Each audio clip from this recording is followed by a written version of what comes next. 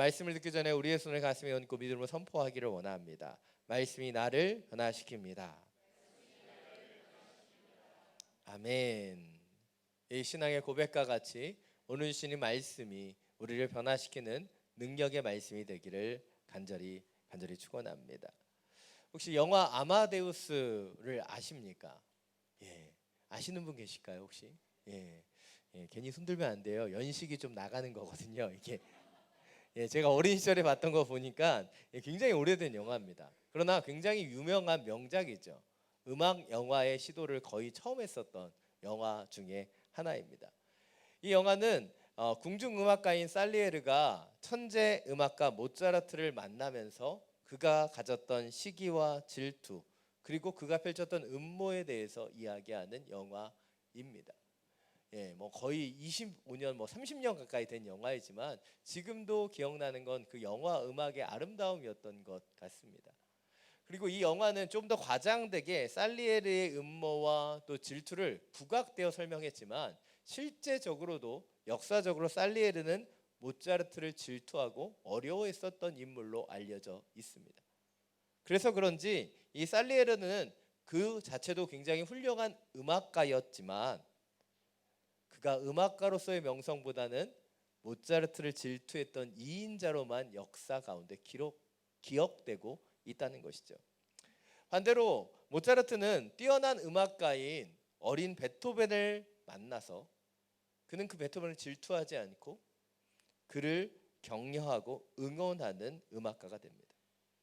그리고 그가 격려했던 대로 베토벤은 아까도 그랬는데 베토벤을 자꾸 배트맨이라고 그래요. 생각도 한 번도 못 해봤는데 설교하면서 그렇게 되고 있습니다. 2부에 틀리고 3부에 안 틀리려고 했는데 영상을 어떤 걸 따야 되나 걱정이 됩니다. 이 베토벤은 긍언과 격려를 받고 우리가 잘 아는 것처럼 악성 베토벤으로 훌륭한 음악가로 성장하게 됩니다. 살리에르와 모차르트 두 사람의 차이는 아주 작은 부분이죠. 한 사람은 질투하고 시기했지만 한 사람은 응원했고 격려해서 전혀 다른 인생을 살게 되었다는 것이죠. 우리는 다 알고 있습니다. 질투와 시기가 결코 좋지 않다는 것 다 알고 있어요. 그러나 우리의 문제는 무엇입니까? 우리는 격려하고 응원하기보다는 질투하고 시기하는 마음을 더 많이 가지고 있다는 거예요. 제가 이렇게 말씀드려도 여러분 별로 동의하시지 않는 것 같지만 저는 다 알고 있어요. 여러분의 마음에 얼마나 시꺼먼 시기심과 질투심이 있는지 잘 알고 있습니다. 물론 사람마다 정도의 차이는 있겠죠. 그러나 시기심은 인간이 갖고 있는 보편적인 현상이고 한 번도 남을 시기한 적이 없다라고 얘기할 수 있는 그런 성숙한 사람은 이 세상에 존재하지 않기 때문이에요. 저도 시기심이 있고 저도 질투하는 마음들이 있습니다. 그러나 우리가 사회적인 동물로 훈련받으면서 자기애를 감추는 위선 속에 익숙해져 있기 때문에 사람들은 시기심을 내면 깊숙한 곳에 감추는 선수가 되어버렸어요. 프로 선수처럼 자신의 감정을 감추고 있는 거죠. 그러나 우리는 문득문득 우리의 중심에서 올라오는 시기심과 질투심을 보게 되는 것이죠. 그래서 한 외국의 속담은 이렇게 얘기합니다. 시기하는 사람은 죽지만 시기심은 대대로 상속될 것이다. 시기심은요 결코 인간 가운데 사라지지 않는 감정임을 이야기하고 있다는 것이죠.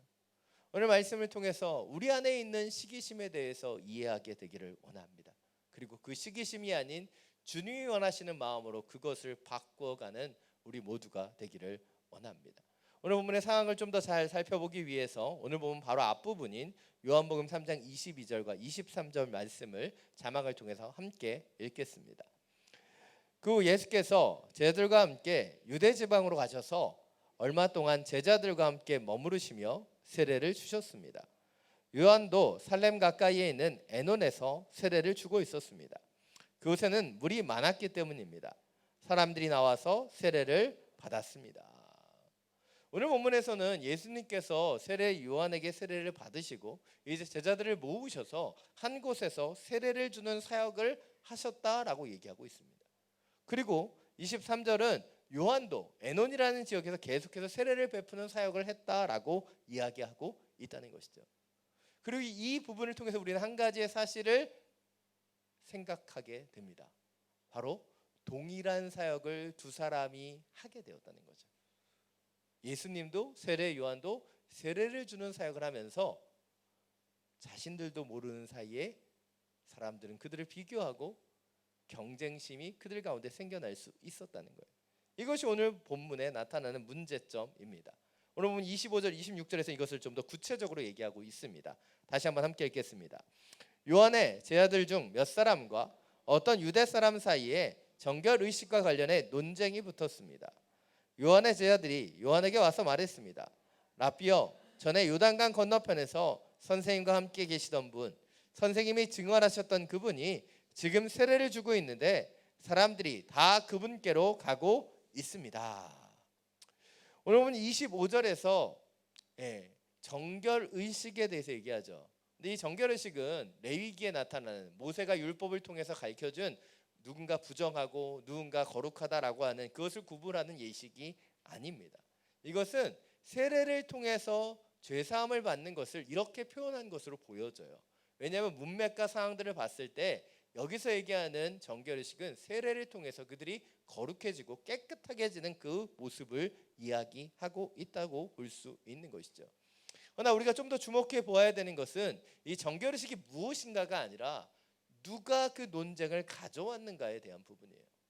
오늘 25절을 보면 어떤 유대 사람이 이 정결의식, 세례를 주는 문제에 의해서 세례 요한의 제자들과 논쟁을 벌였다라고 이야기하고 있습니다.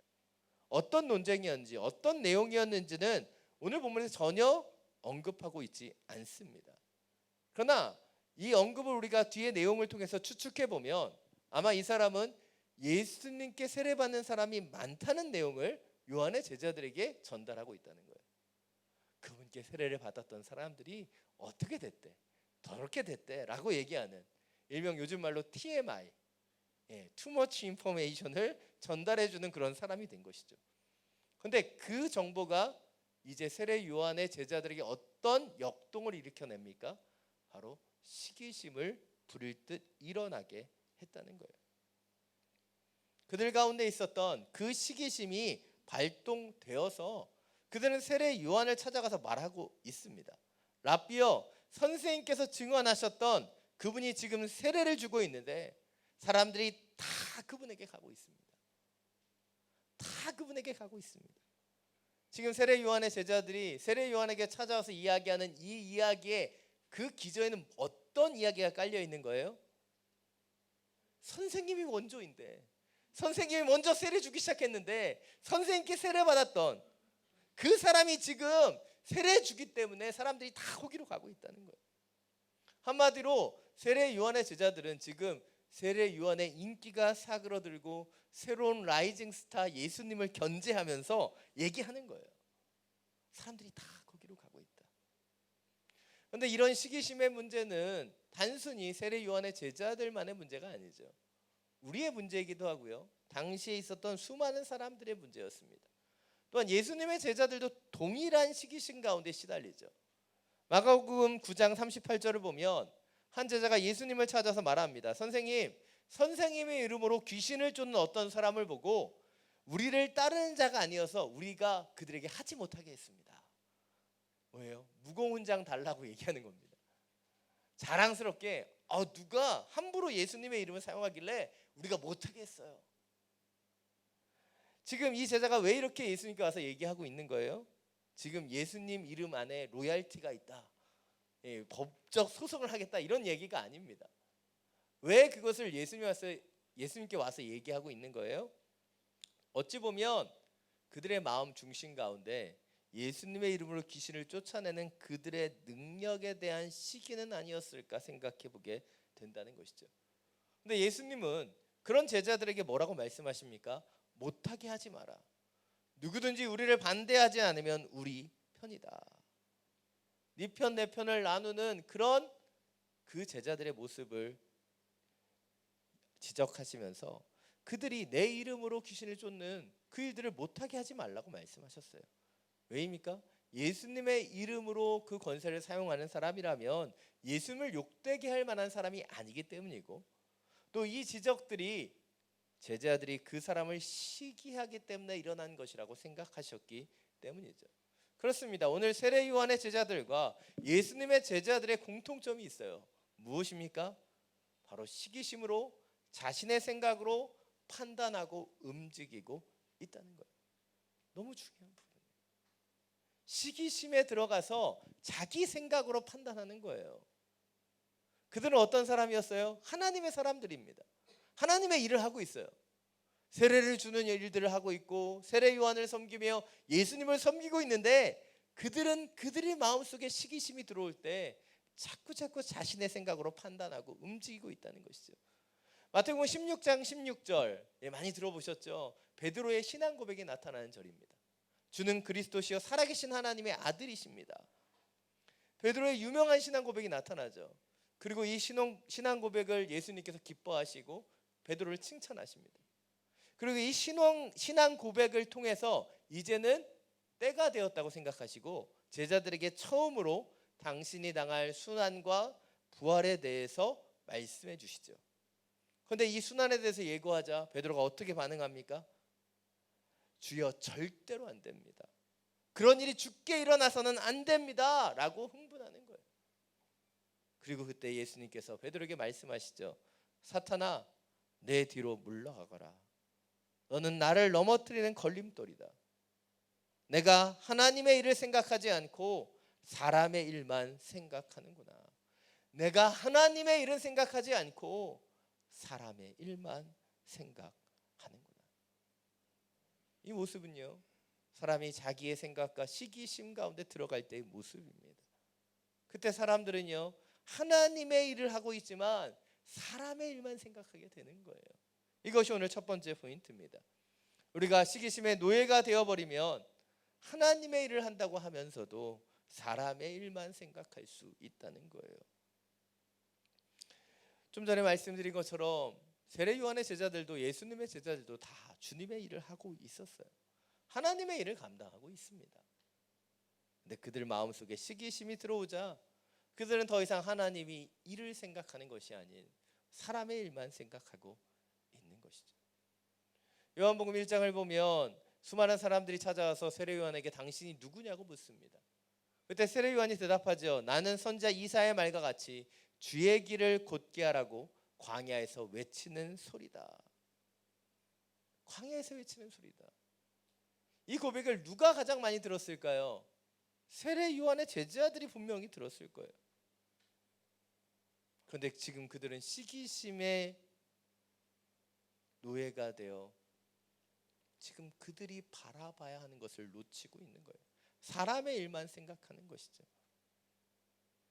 그들 가운데 그 하나님이 주셨던 마음들은 잊어버린 채 지금 사람의 생각과 사람의 일의 노예가 되어버리는 거예요. 생각해 보십시오. 가인이 아벨을 시기했을 때 가인은 어떻게 됩니까? 사람의 일을 행하지 않습니까? 그 동생을 돌로 쳐서 죽이게 되는 거예요. 이게 사람의 일이죠. 다윗이 골리앗을 죽이고 돌아오자 수많은 여인들이 찬양합니다. 사울이 죽인 자는 천천히요 다윗은 만만이로다. 여러분 이런 노래 부르시면 안 됩니다. 시기심을 만들어내는 오늘 본문에 나오는 어떤 유대 사람과 같이 그렇게 자꾸 TMI 자꾸 쓸데없는 얘기들 하시면 안 돼요. 그런 이야기로 사람들은 시기심의 노예가 되어버리는 거예요. 그리고 인간적인 마음으로 다윗을 죽이려고 시도하지 않습니까? 이것이 시기심의 특징이에요. 자꾸 비교하고 생각하며 사람의 관념으로 들어가는 것, 이것이 시기심의 문제라는 것이죠. 제가 호치민 온누리교회를 섬긴 지도 이제 8월이 되면 3년이 돼요. 눈 한번 깜짝인 것 같은데 3년의 시간이 어떻게 갔는지 모르겠습니다. 지난 3년 동안 감사한 것은 하나님께서 저희 교회에 많은 부흥을 허락해 주셨다는 것이죠. 작년 초쯤에 한 집사님이 저한테 오셔서 그렇게 얘기하시는 거예요. 목사님, 이제 저희 교회가 호치민에서 제일 큰 교회입니다. 제가 그 얘기를 들었을 때 저도 모르게 어깨에 뽕이 하나 들어가는 느낌을 받았어요. 뽕이 뿡뿡하는 느낌. 여러분 제가 여러 번 말씀드려서 잘 아시겠지만 저는 그렇게 겸손한 사람이 아니에요. 저는 굉장히 교만한 사람입니다. 여러분이 저한테 칭찬 한마디만 하면 금방 교만해질 만발의 준비를 하고 있어요. 누가 오늘 설교 좋았다고 그러면 내가 잘한 것처럼 생각하는 그런 마음이 제 안에 있습니다. 그런데 오랜 목회 훈련을 통해 겸손으로 위장하고 있을 뿐이에요. 저는 굉장히 교만한 사람이에요. 저는 제 자신을 너무나 잘 압니다. 그래서 저는 이 겸손으로 또 위장하는 일들을 했습니다. 리더십 회의를 하면서 그렇게 말씀드렸어요. 어디 가서 우리 교회가 제일 큰 교회다 이런 얘기 하지 말자고 건의했어요. 왠지 아시죠? 그렇게 말하지 않아도 이미 사실이기 때문에 언급할 필요가 없는 거예요. 근데 제가 이렇게 얘기하고 겸손해지려고 노력했지만 제 머릿속에서는 그 자부심이 쉽게 떠나지 않는 것을 느꼈습니다. 근데 하루는 기도하는 가운데 하나님 주시는 마음을 품게 되었어요. 하나님께서 저희 교회를 이렇게 성장시켜 주신 이유, 저희 교회에 부흥을 주신 이유는 우리가 교회가 커졌다고 자랑하고 우리의 그 권세와 능력을 나타내기 위함이 아니라 바로 하나님께서 이 교회에 우리 성도님들과 함께 더 많은 하나님의 일을 감당하기를 원하시기 때문임을 깨닫게 되었기 때문이죠. 사람의 생각으로 하면 자꾸 자랑하게 돼요. 비교하게 되고 경쟁하게 됩니다. 그러나 하나님의 마음을 품고 하나님의 일을 하면 그 하나님이 주신 사명을 보게 되는 것이 주님의 일이라는 것이죠. 사랑하는 여러분, 혹시 야광봉 아세요? 야광봉, 야광팔찌 일회용으로 사용하는 그런 것들을 보면 어떻게 사용을 하는지 아십니까? 한 번도 안 써보신 분처럼 이렇게 굉장히 예, 그런 눈을 하고 계세요. 어떻게 하죠? 예, 반으로 딱 부러뜨려야지만 그게 이제 야광색이 발하기 시작하죠. 어찌 보면 이 야광봉을 제대로 쓰기 위해서는 그것을 부러뜨려야 되는 것처럼 우리가 주님 앞에 제대로 쓰임 받기 위해서는 이 야광봉과 같이 우리의 잘못된 마음을 부러뜨려야 되는 거예요. 잘못된 의지, 사람의 생각들을 꺾고 부러뜨릴 때 그때 우리 안에 하나님의 빛이 발하게 되는 거예요. 그러나 우리의 잘못된 생각을 꺾지 않고 시기심과 질투심의 노예가 되어버리면 우리는 하나님의 일이 아닌 사람의 일들을 행하게 되는 것이죠. 사랑하는 여러분, 우리 가운데 있는 잘못된 관념들을 꺾어버리길 원합니다. 시기와 질투와 미움들, 주님이 원하시지 않는 그 마음들을 꺾으세요. 그때 우리 가운데 주님의 빛이 발하게 될 것입니다. 사람의 일이 아닌 하나님의 일을 행하고 하나님의 마음을 깨달을 수 있는 하나님의 자녀들이 되시기를 간절히 축원합니다. 여러분 27절부터 28절입니다. 다시 한번 함께 읽겠습니다. 이 말에 요한이 대답했습니다. 하늘에서 주시지 않으면 사람은 아무것도 받을 수 없다.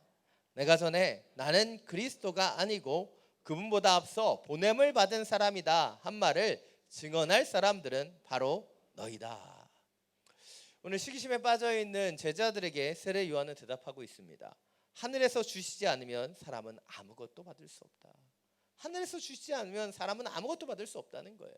이것이 의미하는 것이 무엇이에요? 이 고백 가운데 세례 요한의 겸손과 신앙이 잘 배어져 있습니다. 이것이 의미하는 것, 자신의 목과 예수님의 목은 다르며 그것을 정해주시는 분은 오직 하나님뿐이라고 고백하는 거예요. 이 고백을 통해서 세례 요한은 분명하게 밝히고 있습니다. 그가 예수님을 경쟁상대나 라이벌로 대하고 있지 않다는 거예요. 세상의 사람들은 그 두 사람을 세워놓고 비교하고 경쟁하는 것처럼 생각하지만 세례 요한은 그렇지 않다는 거예요. 그래서 예수님에게 사람들이 가도 세례 요한은 인기를 빼앗겼거나 자신의 사람들을 빼앗겼다고 생각하지 않는 것입니다. 다시 말해서 이 모든 것이 하나님의 뜻임을 알고 하나님의 뜻대로 인정하기 때문에 세례 요한은 시기하지도 않고 질투하지도 않고 있는 거예요. 그러나 제자들은 어떠합니까? 시기하고 질투하죠. 왜입니까? 그들에게 주신 하나님의 뜻이 아니라 사람의 생각을 하고 있기 때문이에요. 그래서 세례 요한은 제자들에게 다시 말하죠. 나는 그리스도가 아니고 그분보다 앞서 보냄을 받은 사람이다. 그 증언을 전달해야 되는 사명을 받은 사람들이 바로 너희들이다. 제자들에게 무엇을 말하고 있어요? 시기심에 사람의 일을 생각하고 있는 그들에게 그들이 품어야 되는 하나님의 사명을 알려주고 있는 거예요. 그리고 그 사명을 통해 그들이 하나님의 일, 하나님의 마음에 초점을 맞추도록 권면하고 있다는 것이죠. 왜 제자들은 시기하고 넘어졌지만 세례 요한은 요동하지 않는 것일까요? 그것은 제자들은 벌어지는 현상 속에 인기를 찾고 시기를 찾아갔지만 세례 요한은 그 현상이 아닌 본질을 바라보며 그 본질 속에 주님이 원하시는 사명에 집중하고 있기 때문이에요. 이것이 오늘 두 번째 포인트입니다. 우리는 세상의 현상에 미혹되지 않고 본질을 뚫어보며 우리에게 맡겨진 사명에 집중해야 한다는 것이죠. 사랑 여러분, 왜 우리가 자꾸 분산되는가? 사실 마귀와 사탄의 악한 영들이 우리를 공격하는 방법은요, 우리를 막 거부하고 반대하는 게 아닙니다. 가장 큰 공격은 무엇이에요? 우리를 정신없게 만들죠. 분주하게 만듭니다. 그래서 우리의 시선이 하나님께 머물지 못하고 세상 가운데 나아가게 하는 것이 이 사탄의 공격이라는 것이죠. 그래서 하나님의 일이 아닌, 하나님의 마음이 아닌 세상의 것을 자꾸 보게 만드는 것이 이 사탄과 마귀의 공격이라는 것이죠. 지금도 사탄은 우리를 공격합니다. 하나님 주시는 일용할 양식에 감사하고 기뻐하기보다는 우리는 SNS에 떠올라 있는 맛있는 맛집을 바라보며 입맛을 다시는 거예요.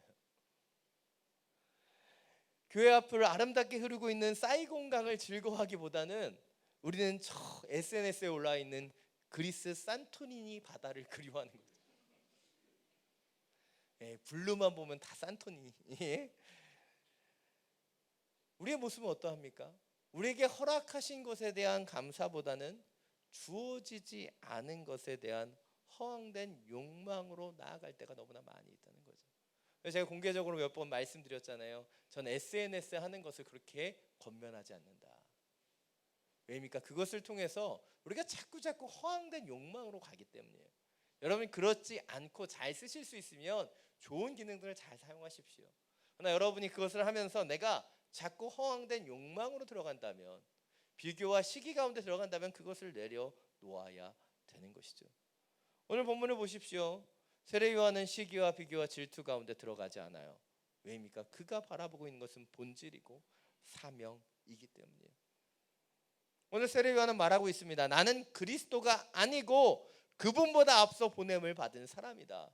그의 역할이 무엇인지 그는 알고 있어요. 또한 그는 얘기합니다. 나는 신랑이 아니라 신랑의 친구다. 예수님은 흥해하고 나는 쇠해야 한다. 사랑 여러분, 왜 세례 요한이 그렇게 얘기할 수 있습니까? 자신의 역할이 무엇이고 하나님 주시는 사명이 무엇인지를 알고 있기 때문이에요. 그런데 우리는 지금 무엇을 바라보고 있는가? 무엇에 집중하고 있는가? 이 호치민, 특별히 푸미흥 땅을 살다 보면요, 몰라도 되는 것을 너무 많이 알게 돼요. 누가 그랬대더라, 누가 저랬다더라. 수많은 가십과 소문이 있습니다. 왜 그런 것까지 제가 알아야 되는지 모르겠어요. 근데 그런 이야기들이 들려와요. 그러면서 우리가 자꾸 우리의 시선이 분산되는 거예요. 그러나 주님 우리에게 원하시는 것은 누가 어디를 가고 무엇을 먹고 얼마나 대단한 일을 하며 얼마나 많은 권세를 가졌는가, 그것이 아니에요.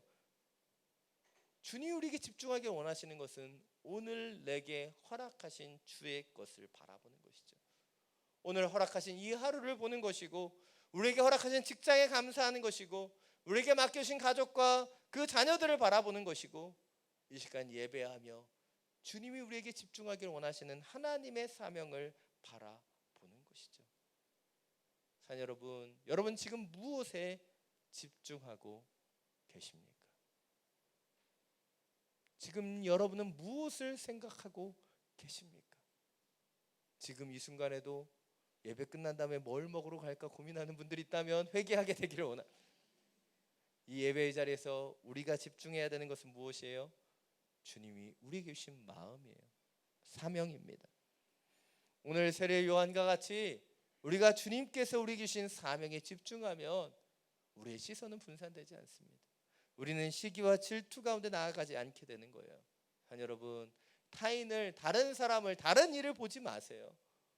오직 우리의 하나님을 바라보며 주님께서 우리에게 주신 것을 바라보는 단순함 속에서 그 사명의 길을 걸어가는 우리 모두가 되기를 간절히 축원합니다.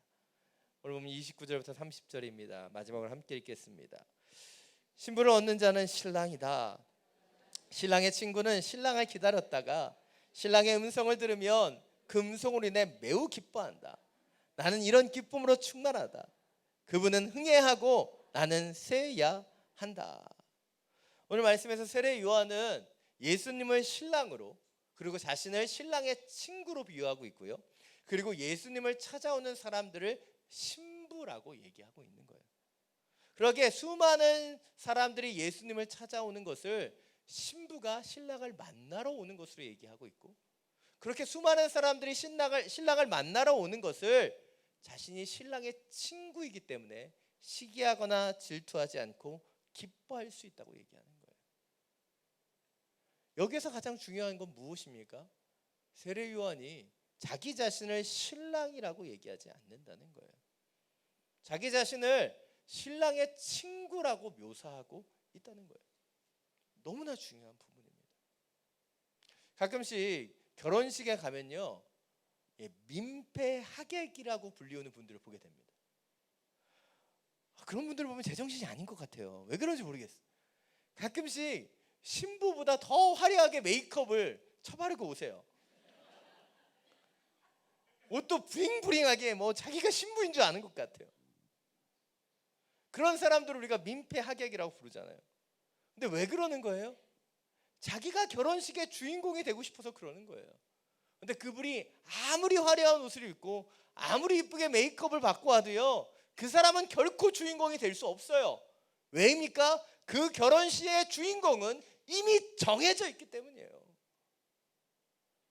내가 내 겉모습을 꾸민다고 해서, 내가 아름답게 치장한다고 해서 내가 그 결혼식의 주인공이 될 수 없어요. 이미 주인공은 정해져 있기 때문이에요.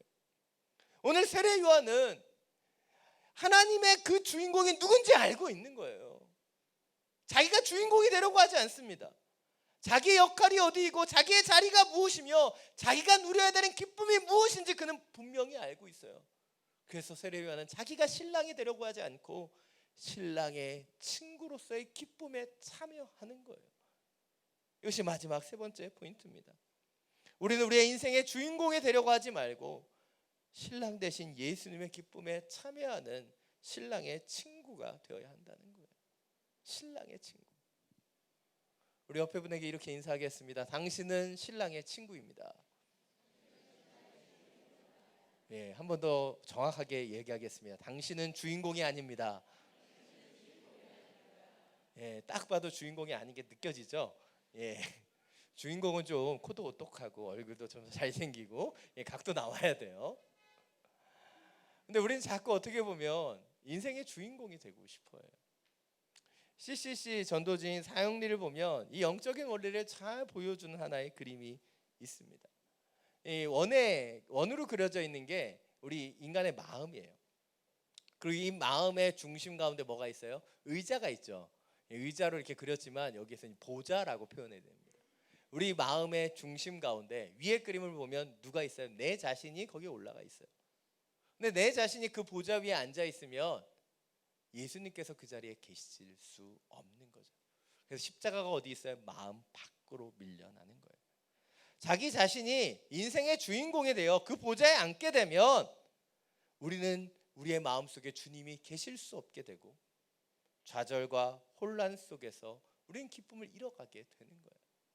근데 밑에 그림을 보면요, 그 우리의 마음의 중심, 그 보좌 가운데 예수님이 계시고 예수님이 우리의 인생의 주인공이 되시면, 그리고 내가 그 보좌에서 내려오게 되면 우리는 하나님의 계획과 하나님의 뜻대로 살아가는 기쁨을 누리게 된다는 것이죠. 이것이 영적인 원리예요. 근데 여러분은 어떤 신앙의 모습으로 살고 계십니까? 내가 여전히 신랑이 되고 싶고 내가 내 인생의 주인공이 되려고 하고 계시지는 않습니까? 오늘 주님 우리에게 말씀하고 계시는 거예요. 네가 높아지면 내가 너를 낮춘다. 그러나 네가 낮아지면 내가 너를 높여주겠다고 말씀하시는 것이죠. 그것이 영적인 원리예요. 우리가 우리의 보좌에서 내려와 그 보좌 위에 예수님을 올려드리면 그때 그때 뭐예요? 오늘 세례 요한이 얘기한 신랑의 친구로 누리는 기쁨에 참여하게 되는 거죠. 근데 내 인생의 주인공을 내가 되어 내가 그 모든 것을 결정하려고 하면 우리는 때때로 좌절과 혼란과 아픔 속으로 들어갈 수밖에 없다는 것을 깨닫게 되는 것이죠. 오늘 본문을 묵상하고 준비하면서 저는 우리에게 잘 알려져 있는 누가복음 15장의 탕자의 비유, 그 비유가 참 많이 떠올랐어요. 특별히 우리 탕자라고 불려지는 둘째 아들이 아니라 첫째 아들의 모습이 참 많이 생각났습니다.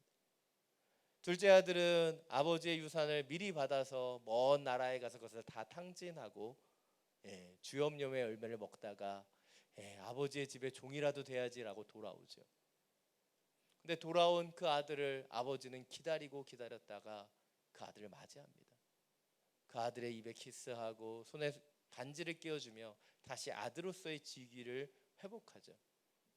그리고 사람들에게 얘기합니다. 내가 잃어버린 아들을 찾았기 때문에 내가 기뻐하고 잔치를 벌인다. 근데 아버지는 지금 그 잃어버린 아들을 찾았기 때문에 기뻐하는데 그 누가복음 15장에 나타나는 큰 아들의 모습은 어떠합니까? 그는 화가 나 있어요. 재산을 탕진하고 돌아온 동생이 자신의 것을 까먹었다고 생각해서 싫은 거예요. 잃어버렸던 동생이 돌아왔지만 그는 돌아온 동생에 대한 기쁨이 없어요. 오히려 살찐 송아지를 잡고 있는 그 아버지를 원망하는 거예요.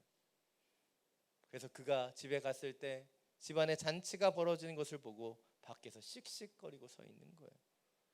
그리고 그런 아들의 소식을 들은 아버지가 대문까지 나와 그 아들을 맞이하며 들어오라고 얘기하는데 그는 이렇게 얘기하는 것이죠. 자신에게는 염소 새끼 한 마리도 안 주더니 아버지의 재산을 다 탕진하고 돌아온 그 아들을 위해 살찐 송아지를 잡았냐.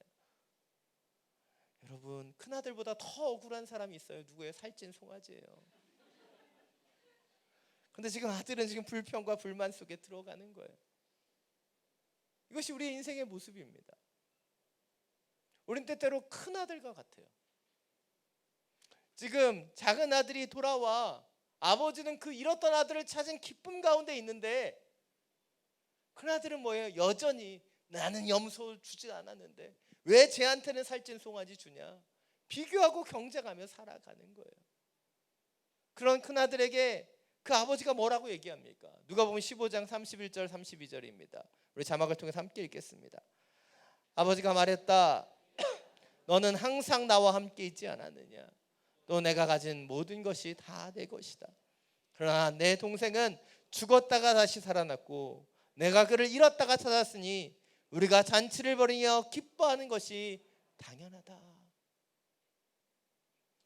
탕자의 비유를 읽고 묵상할 때마다 저는 이 아버지의 마음이 너무 짠하게 느껴져요.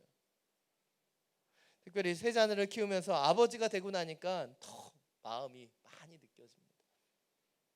아버지로서 이 자녀들을 볼 때 가장 중요한 게 뭘까요? 누가 잘 되고 누가 더 탁월하고 이것보다는 사실 아버지 입장에서는 이 형제들이 싸우지 않고 화목하게 잘 지내는 것, 그게 가장 중요한 일이에요. 그런데 오늘 본문에 나타나는 이 아버지는 어떠합니까? 둘째 아들은 아버지가 죽지도 않았는데 유산 달라고 해서 다 탕진하고 돌아와요. 근데 그런 아들도 포기하지 않는 아버지. 그래서 그 아들을 끝까지 기다렸고 그 아들을 맞이하죠. 그래서 잃었던 아들을, 죽었던 아들이 살아났다 얘기하며 그 잔치를 벌이고 있는데 이제 그와 함께 있다고 생각했고 그의 아버지의 마음을 알고 있다고 생각했던 큰아들이 이제 밖에서 농성을 부리는 거예요. 어떻게 나한테 이럴 수 있느냐고. 나한테는 염소 새끼 한 마리 안 주는데 왜 저 아들을 위해 살찐 송아지를 잡냐고 비교하고 시기하고 질투하는 것이죠. 아버지의 마음이 얼마나 속상할까 묵상하게 됩니다. 아마 탕자의 아버지라면, 제가 탕자의 아버지라면 제가 원하는 건 단 한 가지일 것 같아요. 바로 큰아들이 지금 돌아온 그 작은 아들을 아버지의 마음으로 함께 기뻐해 주는 것이죠. 그 동생을 같이 맞이해 줄 수 있는 사람이 되는 것, 그것을 원하는 거예요. 어찌 보면 오늘 본문에 등장하는 세례 요한의 제자들은 이 탕자의 비유의 큰아들과 같은 상태일 겁니다. 그 세례 요한의 제자들이 예수님을 못마땅한 거예요. 큰아들은 지금 작은 아들이 파티의 주인공이 되는 게 싫은 거예요. 그래서 시기하고 비교하면서 불만을 터뜨리고 있는 것이죠. 근데 세례 요한은 어떤 사람입니까? 아버지의 마음을 아는 것이죠. 아버지가 무엇을 기뻐하고 그 작은 아들이 돌아오고 그 신랑의 신부를 기다렸다 맞이하는 그 기쁨이 무엇인지를 알고 그 신랑 대신 예수님을 바라보면서 함께 기뻐하는 그 마음이 세례 요한에게 있는 거예요. 사랑하는 여러분, 전 우리에게 이 세례 요한의 마음이 있기를 원합니다. 신랑 대신 예수 그리스도의 그 기쁨을 우리가 함께 느끼며 살아가기를 원하는 거예요. 내가 주인공이 되고 내가 빛나길 원하며 내가 인생의 주인공이 되고자 했을 때는 누릴 수 없었던 그 기쁨, 바로 예수님이 우리의 인생의 주인이 되어 주실 때 느낄 수 있는 그 기쁨에 참여하기를 원하는 거예요. 그런데 우리는 큰아들처럼 시기하고 질투하고 비교하고 있지는 않느냐는 것이죠. 자, 여러분, 오늘 세례 요한은 이 세상적인 그 현상들에 주목하지 않습니다. 오직 주님의 사명에 집중하고 있고 주님의 말씀을 붙잡고 있으며 그가 어떤 존재이고 그에게 맡겨진 역할이 무엇인지를 분명히 알고 있어요.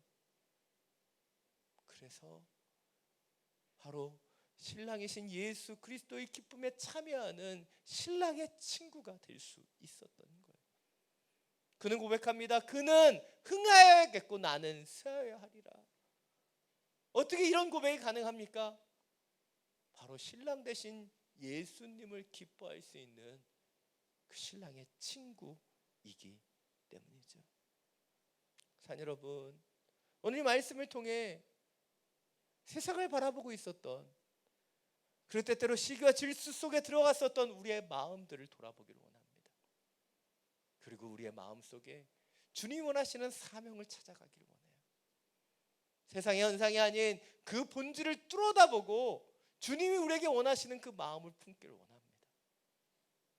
그리고 내가 주인공이 되려고 하는 그 시도를 멈추고 바로 주인공이 되시는 예수 그리스도의 친구로 그분의 기쁨에 참여하는 저와 여러분이 되기를 간절히 축원합니다. 우리가 그 사명을 감당할 때 태양과 같은 빛으로 오는 예수님을 우린 달과 같이 반사할 수 있는 그런 주님의 기쁨을 보여주는 사람이 될 것이에요. 사랑하는 여러분, 스스로 빛나려고 하지 않기 원합니다.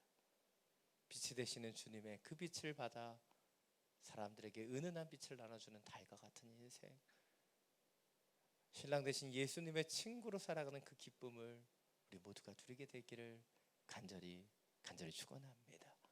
이 시간 나 주님의 기쁨 되길 원하네, 이 찬양은 부르고 기도하길 원하는데요, 찬양을 부를 때 우리의 중심을 보길 원합니다. 과연 나의 기쁨은 어디에 있는가? 나의 중심은 어디에 있는가? 나의 눈은 지금 무엇을 바라보고 있는가? 그래서 우리의 중심이, 우리의 시야가 영적으로 회복되며 우리의 기쁨이 회복되기를 구하는 마음으로 함께 찬양하며 나아가겠습니다. 나 주님의 기쁨 되기 원하네, 내 마음을 새롭게 하소서. 새 부대가 되게 하여 주사, 주님의 빛 비추게 하소서. 내가 원하는 한 가지, 주님의 기쁨이 되는 것. 내가 원하는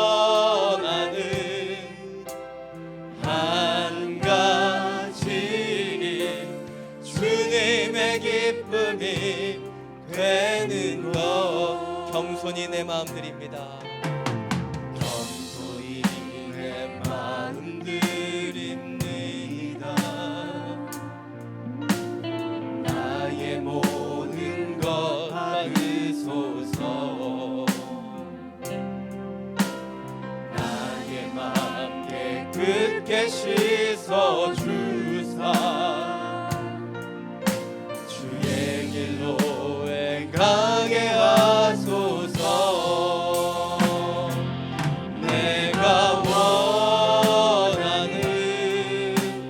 한 가지 주님의 기쁨이 되는 것. 내가 원하는 한 가지 주님의 기쁨이 되는 것. 내가 원하는 한 가지. 내가 원하는 한 가지 주님의 기쁨이 되는 것. 내가 원하는 한 가지 주님의 기쁨이 되는 것. 내가 원하는 한 가지 주님의 기쁨이 되는 것. 내가 원하는 한 가지 주님의 기쁨이 되는 것. 이 시간 함께 기도하며 나아가기를 원합니다. 산 여러분, 진정으로 원하는 한 가지가 주님의 기쁨이 되는 것입니까? 우리가 진정으로 원하는 그 한 가지가 주님의 기쁨이 되는 것입니까? 그것이 우리의 기쁨이라면 우리는 이 세상을 살아가면서 시기할 필요도 질투할 필요도 비교할 필요도 없는 거예요. 그런데 우리는 세례 요한의 제자들과 같이 사람들의 얘기에 휩싸입니다. 사람들의 소리에 요동하고요. 우린 늘 쓰러지고 넘어지지요. 왜입니까? 우리가 사명을 잃어버렸기 때문이에요. 세례 요한과 같이 본질을 보지 못하고 있기 때문입니다. 우리가 누구인지 깨닫기를 원합니다. 우리의 주인 되시는 예수님을 바라보는 신랑 되신 예수님의 친구로 살게 하여 주옵소서. 예수님의 기쁨에 참여할 수 있는 그 기쁨이 우리 가운데 임하게 하여 주옵소서. 주님의 이름을 한번 부르고 함께 기도하며 나아갑니다. 주여,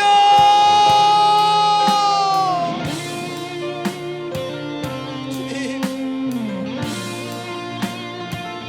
주님, 진정 우리가 원하는 한 가지가 주님의 기쁨 되는 것, 그것이 되길 원합니다. 비교하며 시기하며 경쟁하면서 내가 원하는 것을, 허황된 욕망을 붙잡고 늘어지고 있는 우리의 삶을 내려놓습니다. 세상의 소리에, 세상의 현상들에 주목하면서 자꾸 나의 인생의 주인공이 되려고 했었던 우리의 연약함을 내려놓습니다.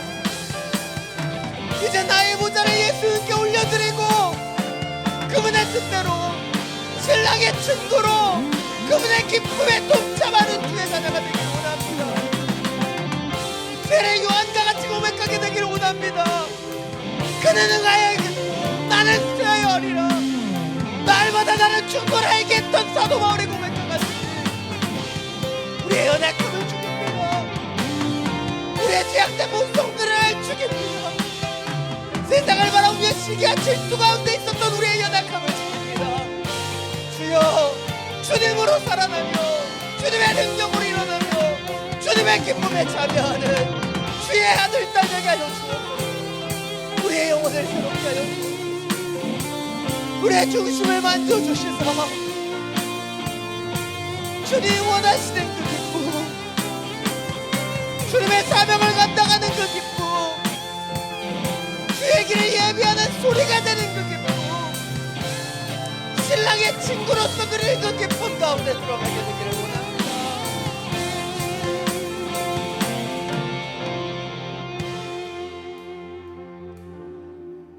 사랑의 많으신 주님, 우리의 연약함을 고백합니다. 세상을 살아가면서 시기했습니다. 질투했고 비교했습니다. 내게 없는 허황된 것들을 욕망으로 여겼습니다. 이제 그 마음들을 내려놓습니다. 우리가 허락하신 그 하루를, 우리에게 주어져 있는 일상을 감사함으로 맞이합니다. 주님, 우리에게 주신 그 사명을 바라보며 오늘도 기쁨으로 예수 그리스도의 친구로 살기를 원합니다. 주님, 그 기쁨이 회복되게 하여 주옵소서. 그 은혜를 알아가게 하여 주옵소서. 세상의 허황된 욕망의 노예가 되지 않게 해주시고 모든 시기와 질투 내려놓고 주님의 사명을 따라 오늘도 내일도 지어지게 하여 주옵소서. 예수 그리스도의 친구, 예수 그리스도의 기쁨에 동참하는 하나님의 자녀 되기를 원합니다. 아버지의 그 기쁨에 동참하는 그 아들 되기를 원합니다. 함께 예배하고 찬양하는 이 시간들을 통해 주의 마음을 더하여 주시고 우리를 향한 주님의 사명이 분명히 되게 하여 주옵소서. 우리 주 예수 그리스도의 이름으로 기도드립니다.